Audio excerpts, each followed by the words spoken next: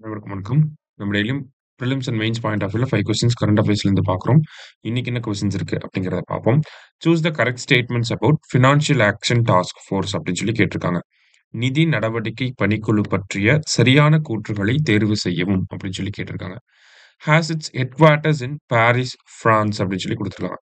ஓகேவா? பிரான்சின் பாரிஸில் அதன் தலைமையகம் உள்ளது அப்படின்னு சொல்லியிருக்காங்க. கரெக்ட் தான். பிரான்சுடைய பாரிஸ்ல தான் அதனுடைய ஹெட் குவார்ட்டர்ஸ் அப்படிங்கிறது இருக்கு. There are 40 members in FATF அப்படின்னு சொல்லி குடுத்திருக்காங்க. ஸோ இதனுடைய உறுப்பு நாடுகளாக 40 நாடுகள் இருக்கு. இந்தியா உறுப்பு நாடா அப்படின்னு கேட்டா, இந்தியா இஸ் அ மெம்பர். சரியா? இந்தியாவும் உறுப்பு நாடு தான். அடுத்தது, combats money laundering, terrorist financing worldwide. இவங்களோட அப்ஜெக்டிவ் என்ன?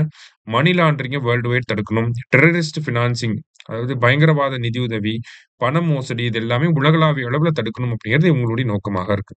ஸோ 3மே கரெக்ட் ஸ்டேட்மெண்ட். சரியா? ஸோ ஆல் ஆர் கரெக்ட் அப்படிங்கிறது தான் கரெக்ட் ஆன்சர்.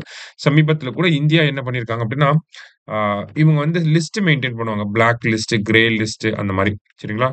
ஸோ பாகிஸ்தான் வந்து இந்த தீவிரவாதிகளுக்கு அதிகமா துணை புரியறனால, பாகிஸ்தான வந்து FATF-ஓட கிரே லிஸ்ட்ல ஆட் பண்ணணும் அப்படின்னு சொல்லியிருப்பாங்க. ஓகேங்களா? ரைட். அடுத்தது. RBI RBI has transferred how many lakh crore of surplus money to government of India அப்படின்னு சொல்லி கேட்டிருக்காங்க. இந்திய ரிசர்வ் வங்கி எத்தனை லட்சம் கோடி உபரி பணத்தை ஈவுத்தொகையாக மத்திய அரசிற்கு வழங்கியுள்ளது அப்படின்னு சொல்லி கேட்டிருக்காங்க. ஸோ எவ்வளவு வழங்கியிருக்காங்கன்னா, இதுவரைக்கும் இல்லாத அளவுக்கு 2.69 லட்சம் கோடி வழங்கியிருக்காங்க. சரியா? அதே மாதிரி இந்த ஏ ஆப்ஷன்ல இருக்கக்கூடிய 2.36 லாக் crore அப்படிங்கிறது இன்னொரு முக்கியமான ஒரு ரெக்கார்ட் நம்பர். சரிங்களா? ஏப்ரல் 2025ஓட ஜிஎஸ்டி கலெக்ஷன் இது. சரியா? ஸோ இதுவரைக்கும் ஜிஎஸ்டி கலெக்ஷன் அப்படிங்கிறது இவ்வளவு தொகை வந்திருக்காது. ஸோ ஏப்ரல் 2025ல தான் இவ்வளோ காசு வந்திருக்கும். சரியா? ஸோ இந்த கொஸ்டினுக்கு கரெக்ட் ஆன்சர் என்ன அப்படின்னா ஆப்ஷன் சி. அடுத்தது. ஸோ நம்ம போன கொஸ்டின்ல என்ன பார்த்தோம்? ஆர்பிஐ வந்து அவங்களோட சர்ப்ளஸ் மணிய டிரான்ஸ்ஃபர் பண்றாங்க. யாருக்கு? கவர்ன்மென்ட்க்கு. இத சஜெஸ்ட் பண்ணதுக்கு 2 கமிட்டி இருக்கு. அந்த கமிட்டிய பத்தி தான் இந்த கொஸ்டின்ல பார்க்குறோம். சரிங்களா? ஸோ ஃபர்ஸ்ட் பார்த்தீங்கன்னா, மலேகம் கமிட்டி.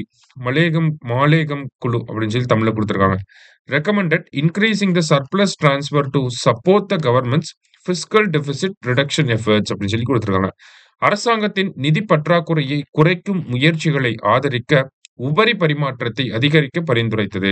ஸோ கவர்ன்மென்ட்‌கோட பிஸ்கல் டெபிசிட் நெறைய இருக்கும். ஸோ அத கம்மி பண்றதுக்காக அரசாங்கம் நடவடிக்கைகள் எடுக்கிறப்ப, ஆர்பிஐயுமே என்ன பண்ணலாம்? அவங்களுக்கு ஆர்பிஐ கிட்ட இருக்கக்கூடிய எக்ஸ்ட்ரா அமௌண்ட்ட அரசாங்கத்துக்கு குடுத்து சப்போர்ட் பண்ணலாம் அப்படின்னு சொல்லியிருப்பாங்க. ஓகேங்களா? ஸோ ஃபர்ஸ்ட் ஒன் கரெக்ட் தான்.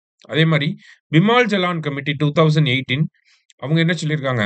Establish the economic capital framework to determine the appropriate level of surplus transfer while maintaining RBI's financial health. Bimal Jalan குழு என்ன பண்ணியிருப்பாங்கன்னா, ரிசர்வ் வங்கியின் நிதி ஆரோக்கியத்தை பராமரிக்கும் அதே வேளையில், உபரி பரிமாற்றத்தின் பொருத்தமான அளவை தீர்மானிக்க பொருளாதார மூலதன கட்டமைப்பை நிறுவியது அப்படின்னு சொல்லி குடுத்திருக்காங்க. ஸோ மலேகம் கமிட்டி என்ன சொன்னாங்க? சர்ப்ளஸ டிரான்ஸ்ஃபர் பண்ணுன்னு சொல்லிட்டாங்க. பிமால் ஜலான் கமிட்டி என்ன சொல்லியிருப்பாங்கன்னா, அப்படியே ஒரு பிளைண்டா டிரான்ஸ்ஃபர் பண்ணாம, அதுக்குன்னு ஒரு ஃப்ரேம்வொர்க் வச்சுப்போம். அந்த ஃப்ரேம்வொர்க் பேர் தான் எக்கனாமிக் கேப்பிட்டல் ஃப்ரேம்வொர்க். இந்த பேசிஸ்ல தான் ஆர்பிஐ வந்து டிரான்ஸ்ஃபர் பண்ணும். இந்த பேசிஸ்ல நீங்க ஆர்பிஐயோட நிதியுமே வந்து பாதிக்காத அளவுல இந்த எக்கனாமிக் கேப்பிட்டல் ஃப்ரேம்வொர்க்க பயன்படுத்தி நீங்க டிரான்ஸ்ஃபர் பண்ணுங்க அப்படிங்கிறத சொல்லியிருப்பார். சரிங்களா? ஸோ 2மே கரெக்ட் தான். போத் கரெக்ட் அப்படிங்கிறது தான் கரெக்ட் ஆன்சர். சரியா? அடுத்தது. Tamil Nadu local bodies ombudsman act எப்போ வந்திருக்கும் அப்படின்னு சொல்லி கேட்டிருக்காங்க. தமிழ்நாடு உள்ளாட்சி அமைப்புகள் குறைதீர்ப்பு சட்டம் வந்த ஆண்டு 2014. சரியா? தமிழ்நாடு லோகாயுக்தா சட்டம் தான் 2018.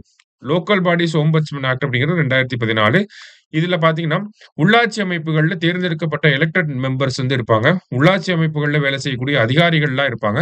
அவங்க ஏதாவது குற்றம் பண்றாங்க அப்படின்னா, அவங்கள விசாரிக்கக்கூடிய அதிகாரம் இந்த ஓம்பட்ஸ்மன் அப்படிங்கிற நபருக்கு இருக்கு. அதுக்காக தான் இந்த ombudsman act, local bodies ombudsman act 2014ல வந்திருக்கும். சரியா? So C option. லாஸ்ட்டா, in which of the following sites lions were documented after 1879 in the recently concluded 16th Asiatic lion census 2025 அப்படின்னு சொல்லி கேட்டிருக்காங்க.